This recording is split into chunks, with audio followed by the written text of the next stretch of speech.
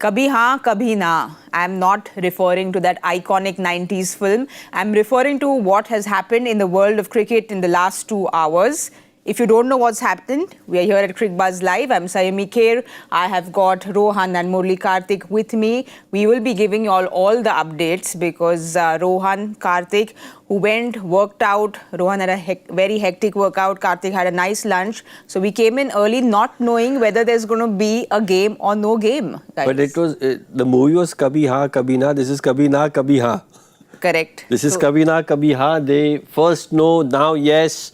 Lots of chaos, lots of confusion. In my opinion, if you're eventually going to play the game, just show up and turn up and play the game. I mean, we don't know what demands were given in, not given in, because it's all happening as we speak. But like you said, if this was, they were going to play, then it's just a delayed start, which is not what any fan wants, because fans have gone there, everyone's excited for a game. It was a knockout game, but this is just not the start. To be honest, I mean, when you say fans have gone there, I don't think any fans are there to watch the game. From what we saw in the visuals of live, the live I mean, broadcast, UAE fans, I feel. There weren't many fans in the stadium. So it's, well, there weren't many fans, but I get your point. People watching at home, the match is going to be delayed by an hour. So now, even fans in Pakistan, correct, kids in Pakistan who wanted to watch their heroes play now have to stay up much later when it's a school night. And so do we, because it's a 9 p.m. start for all of us here in India, but not what you want when you're coming into like an Asia Cup. You just want games to go the way they should be going. The only word I can think of right now is absolutely childish and churlish. I think I can't think of anything else, because when you think of, if you want to take a stand, please go ahead. I think for everybody in life, you take a stand, but stick to it. Have the conviction to stick to it. Just because when you see, oh, there could be a financial implication which literally is $16 million over a handshake saga or over something like this, I can't think of anything. I think people in kindergarten, even kids in kindergarten nowadays don't behave like this. So it's a bit funny. And again, you're holding so many people to ransom for no rhyme or reason. Absolutely no rhyme or reason. You want to take a stance, please be anybody's guide. It could be anybody. Correct. Any team. I'm not saying just because it's Pakistan or anybody. Any team. If you want to take a stand, go home. Don't suddenly think, oh no, this is what it is. Oh, now they're not behaving. It's like bargaining. Oh, 50 rupees, 30 rupees, 20 rupees. Oh no, I'll go away. Then the person calls you. No, sir, take it for 40 rupees, sir. This is that kind of stuff. Yeah, like you said, it's a bit childish and extremely unexpected. We'll give you all a timeline as to what happened and why we are talking about what has happened and why the delay is. So on the 14th of September, the Pakistan captain Salman Ali Agha refuses to do the post-match presentation following a non-handshake saga. Again on 14th September, Pakistan coach Mike Hasan expresses displeasure over India's refusal to shake hands. Then the next day, on September 15th, the Pakistan team manager Naveed Cheema lodges protest with the ICC regarding match referee Andy Prycott for siding with India. Again, September 15th, the PCB demands an immediate removal of the match referee from the Asia Cup games. September 16th, ICC rejects PCB's demand to replace the match referee Andy Prycott. September 16th, PCB threatens to not take the field if Prycott is the match official for the game against UAE. Again, September 16th, Pakistan cancels their scheduled pre-match media conference, although they go ahead with their pre-arranged net session at the ICC Academy ground. September 16th, PCB write a second letter to the ICC reiterating their demands to remove the match referee. September 17th, Pakistan agreed to take the field, but the game gets delayed by an hour. That's been the timeline, Rohan. So yeah, but look, you've got to think, what about the UAE players? Yes. What if the UAE players say, look, no, we wanted to play at a certain time, which was, we've gone through our warm-ups, we've come at a certain time, is disrupt our preparations for the game.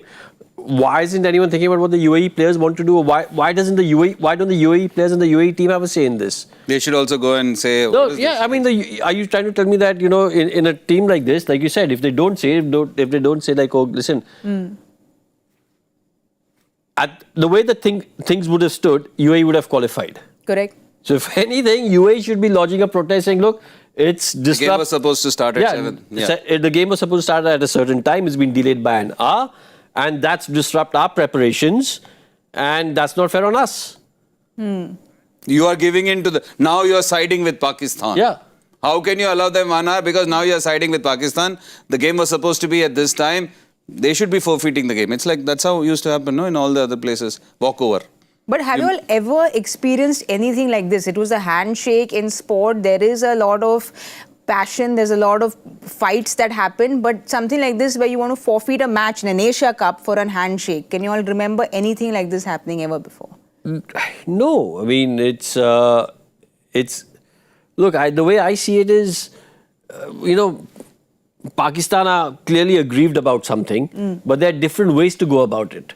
There are better ways to go about it. This is, as Cathy said, a very childish way of going about it. And now suddenly when you've thrown your toys out of the pram and suddenly you realize that no one cares. You said, we'll pull out, blah, blah, blah. If you don't do this, everyone say, okay, fine, go ahead, pull out. You suddenly now think, oh no, hold on. Beautifully put. Can I just use this thing? When kids, as you rightly said, since we use the word childish, you get angry with your mom and you go and throw your toys and close your room. I won't eat, I won't eat, I won't eat. The mom says, okay, bugger off. You don't want to eat, don't eat. You are the one who's going to feel hungry, you'll come out. After 10, 12 hours, when your rats are running in your tummy and you're like, can I have some food, please? That is exactly what's happening. But you said, can I have some food after 10, 12 hours? According to that timeline, they continued with their net practice. So it's almost like they had a snack kept in reserve because it's just giving mixed signals where you say we're boycotting it, but then you go for your net practice. So it's a little very confusing. I think again over here, to be in somewhat way fair to the Pakistani players, they wouldn't have known what's happening. Like, are we going? What's the board going to tell us to do? Is the board going to tell us to play? Is the board going to tell us to boycott? So they were preparing as they would have, if the game was on, which is the right way to go about it. But then, obviously, as things went on and the board said no, we'll boycott this game, we'll pull out. So they stayed in their hotel rooms. Suddenly now they've been told, okay, pack your kit bags. We're going to the ground to play.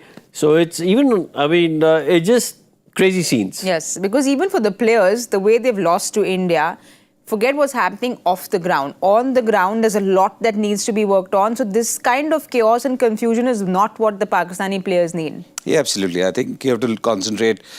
Look, any team which is going through anything, whether good or bad, you're constantly looking internally as players and as a team collectively. So when you don't perform, that is what you want to do. You just look at the areas of improvement, areas where you could have been better, areas which have been real good strengths for your side. And against India, whatever be their decision to bat first, whatever, they wanted to put up a score, that's what the captain said. But that didn't happen. You have to look internally as to why that didn't happen and how is it that India coasted to victory, rather than look at other things. And I'm saying this for any team, whether it's Oman, Hong Kong, India. When you do badly or do well, you're constantly reflecting upon what needs to happen to better yourself and areas to improve. And I understand that they were aggrieved over whatever, but you can only stretch a rubber band till a certain point. Beyond that, it's only going to snap. So I think over here, it's just they've made a mountain out of a molehill. Understandable. I can understand that sporting gestures want you to or require you to shake hands. And I feel for them in the sense that, oh, you played a game, why not shake hands? That is a thought process which you can have. And you have actually created a commotion about it. But beyond that, if things aren't going to go your way, it's literally throwing your toys and trying to threaten, trying to pull out, trying to do all sorts of things and nothing worked out. And then you realize that the financial implications are huge because just imagine missing a match. You're going to forfeit a game. $16 million is not some pocket change. That's a lot of money for anybody. And especially if you're cash strapped and if you're relying on other people to come and help you out. I think even for a cash-rich nation, 16 million is a lot of money. I think that's the difference between the two countries at the moment. $16 million is a lot of money, absolutely. But the BCCI doesn't take it. With the Asia Cup, they don't take that 16 million. They give it to everyone else. While for Pakistan and PCB, that 16 million would be extremely important. And I think that in a sense, also reflects on the performances on the cricket field, because the BCCI has the means to invest and develop cricket at the grassroots level, make better tournaments, better facilities, etc., to help our players come through. So and that's been, we've seen that over the last few years in India-Pakistan matches. Yes, Pakistan can beat India. Any team can beat any team on a given day. But more often than not, 8 times out of 10, India will beat Pakistan easily. I mean, earlier it used to be a rivalry where you think, okay, listen, games could be close. Now, generally, when you go into an India-Pakistan match, India overwhelming favourites. India will have to play really badly. Pakistan will have to play really well for Pakistan to win. Well, that's what coaches and the team management would like to tell them is forget what happened in the last day, because this game was very, very crucial for them. It was a knockout game. When we look at that points table, these 2 points are essential for Pakistan and, of course, for UAE as well. Kartik, when you talk about trying to block out that outside noise when you have a knockout game and the decibel of that outside noise is so loud, it must be taking a toll on the players as well. Yeah, of course, especially given the insecurity about the game. You don't know what you need to do.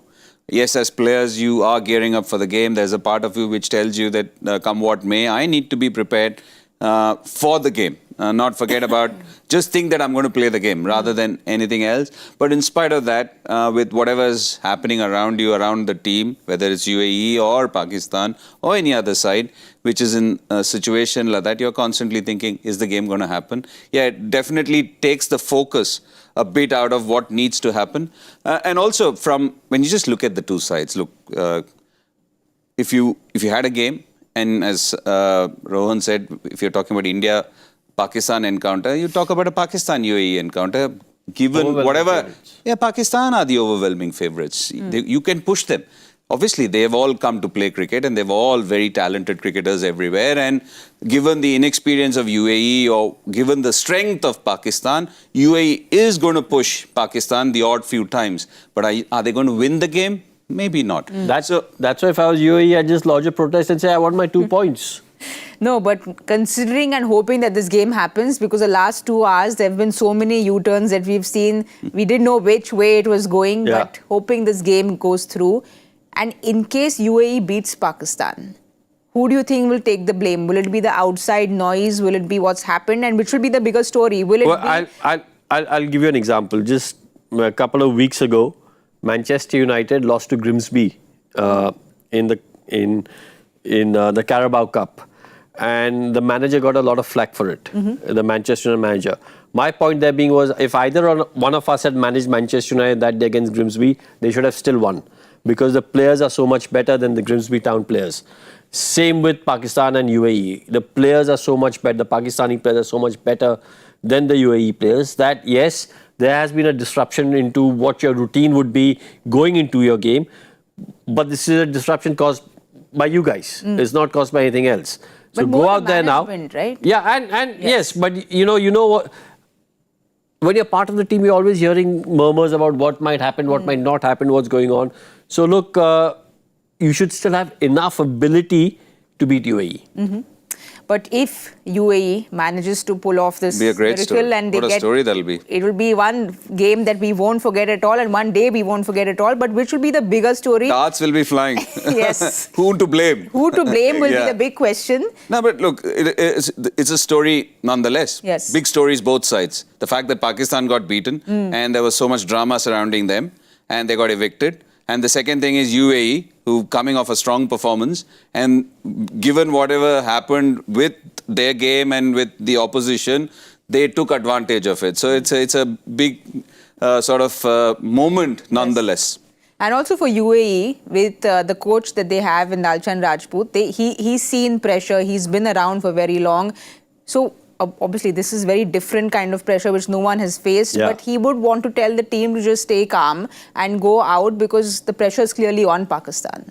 Absolutely. Look, even before all this drama happened and all this drama unfolded, the pressure was on Pakistan. UAE are the underdogs. They're in a position where they've got nothing to lose in a sense. If they beat Pakistan, it's a fabulous story of one of, in their cricketing history, one of the nights to be remembered. in UAE. So look, going in as underdogs, no pressure on you. He'll say, look, if anything, this is even more in our favor. They'll be, there's a chance that their mindset might be disrupted right now. They might be a little distracted. And if, some of our big players, they've got, let's not forget, UAE have 2 or 3 match winners in them. If their 2 or 3 match winners put their hand up and say, listen, this is the night now to make a name for ourselves on the international stage. If they stand up and be counted and, they create, they cause an upset, who knows what can happen? Well, it's going to be exciting to see how this plays out. The last 2 hours, there's been so much drama, so much tension that we need some joy in our life. I know that Kartik has looked away, but let's have a look at the joy factor question of the day. Oh. Do you want to take this, Kartik? Do you want to go for the question? I can read it out for the viewers. With respect to the Asia Cup, what connects Saiful Islam, Venkatesh Prasad, Chaminda Vas, Lasit Malinga, Hardik Pandya, and Nasum Ahmed? Did they bowl the first over? Maybe That's all after, I can reading, remember it, maybe after reading it, you're getting the answers quicker. No, I just keep saying something or the other. I ramble when it comes to Joy's questions. Look at how seriously he's thinking. Rohan takes it I'll need time to think on this, try and find some dots to connect. Because in all of Joy's questions, 2 for 11, dots. none of the matches. Against, which team was it? Maybe. Which team was it yesterday? Against Sri Lanka. Sorry, against Afghanistan. No, but Venkatesh Prasad didn't play against Afghanistan. Okay, that is rambling. I'm just joining lots of This is rambling. I know that there is a lot of rambling that we've done the last 2 hours. So that's just carried on with the joy factor. But the update is that the team has left from the hotel. So hopefully the update should have been like right now, who's won the toss and who's batting and bowling. I'm sorry, Rohan, we'll have to come back for that, for those updates on who's won the toss, who's batting and bowling. So I think we'll go order some good food for dinner because it's going to be a long night. So we'll go do that and we will come back with all the updates when there is a toss and more updates. So we will see you all very soon. Thank you, Kartik. Thank you, Rohan. Thank you. Thank you for joining us. We will see you all very soon.